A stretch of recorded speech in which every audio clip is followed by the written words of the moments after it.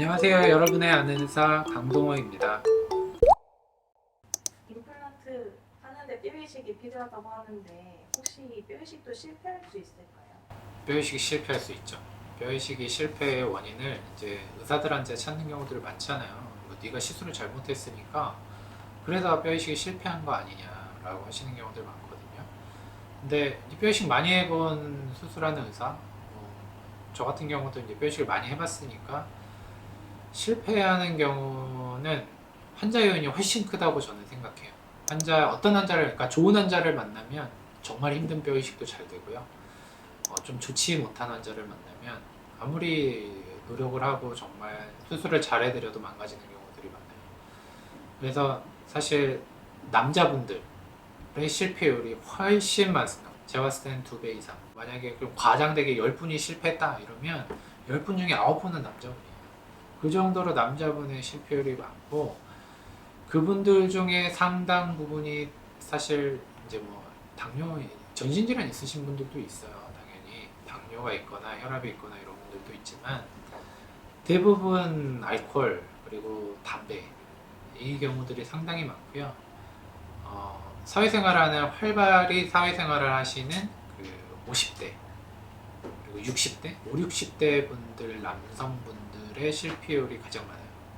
제 경험상은 그렇고요. 그분들의 상당 부분이 사실 담배를 태우시는데 그걸 숨기시는 경우들이 꽤나 많아요. 꽤나. 그러니까 실패하고 나서 추적해 보면 보호자들을 통해서 알 수 있는 거죠. 꽤나 담배 태우시는 분들이 많아서 뼈이식의 실패 중에 담배 용인이 굉장히 크다고 저는 생각을 하고요.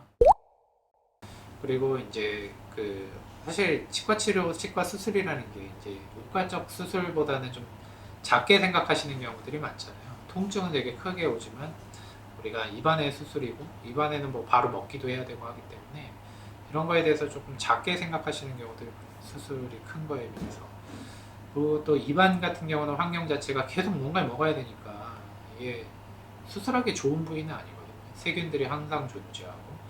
그러면 수술 이후에 그분들이 과연 구강 관리를 얼마나 깨끗이 했느냐, 그리고 또 그 전에, 수술 전에 우리가 충분히 이 환자의 입안의 치주 상태를 깨끗이 해놓았느냐 라고 하면 그것도 사실 안 되는 경우도 많고, 치과에서도 사실 그렇잖아요. 임플란트를 시술하기 전에 잇몸의 상태를 이렇게 만들어 놓고 수술해야 뼈이식이 실패 확률이 적으니 이렇게 만들어 놓고 합시다 라고 하면 환자분들 대부분이 마음으로는 동의하지만 그 시간 딜레이 되는 걸 견디지 못하는, 저기는 바로 해준다는데 왜 니들은 그렇게 하느냐라고 하는 거고, 그런 확률을 낮추기 위한 노력들이 실제로 이거를 했을 때 안 했을 때 크게 이제 벌어지는 차이가 있으면 당연히 하겠지만 미미한 차이를 남기는 정도라서 그런 걸 하지 못하는 경우들이 많거든요.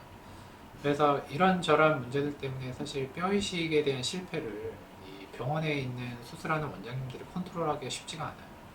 다 수술 외적인 요인들이 너무 많거든요. 그 우리가 컨트롤할 수 있는 영역들에서는 최대한 환자분들의 뭐 전신적 위험성이라든지 주의 상황에 대해서 충분히 설명을 하고 수술도 최대한 잘 하려고 하지만 그런 것들이 실패하는 경우들은 불강력적인 경우들이 많다라고 이해하시면 되고, 환자분들 입장에서는 그럼 뼈이식을 성공하려면 어떻게 해야 돼? 자기 관리를 잘 하시고 임플란트 시술을 받으시는 게 좋아요. 전신질환이야 우리가 당장에 어떻게 할 수 없으니까 당연히 그거야 감안을 해야 되겠지만, 당 수치를 컨트롤 해준다거나 이런 것들은 사실 전신질환이 있더라도 노력하셔야 되는 부분이고, 또는 임플란트 시술 직전에 내가 할 수 있는 뭐 이제 컨디션 관리라든지, 이게 면역과의 수술 이후에도 결국 면역과의 싸움이기 때문에 피로도라든지 내 전신 면역이 좀 떨어져 있는 분들은 당연히 시술 이후에 탈 확률이 높고요. 그리고 주의사항에 이야기해둔 그 외적인 부분들, 뭐 술, 담배, 뭐 그리고 뭐 격렬한 운동, 뭐 뜨거운 사우나 이런 거 뭐 다 피하시라고 말씀드리는 것도 다 그런 일환인데, 그런 것들을 좀 흘려듣지 마시고, 어차피 한 번 한 거 잘 되면 좋잖아요. 2번 고생하시는 것보다.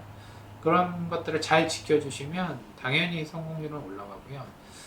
여성분들은 저는 실패하는 경우들이 사실 굉장히 드물다고 생각하거든요. 그만큼 조금 남성분들과 다르게 컨트롤 되는 부분들도 있고 그런 게 좀 다른 것 같기는 해요. 남성과 여성의 차이는 확실히 있습니다.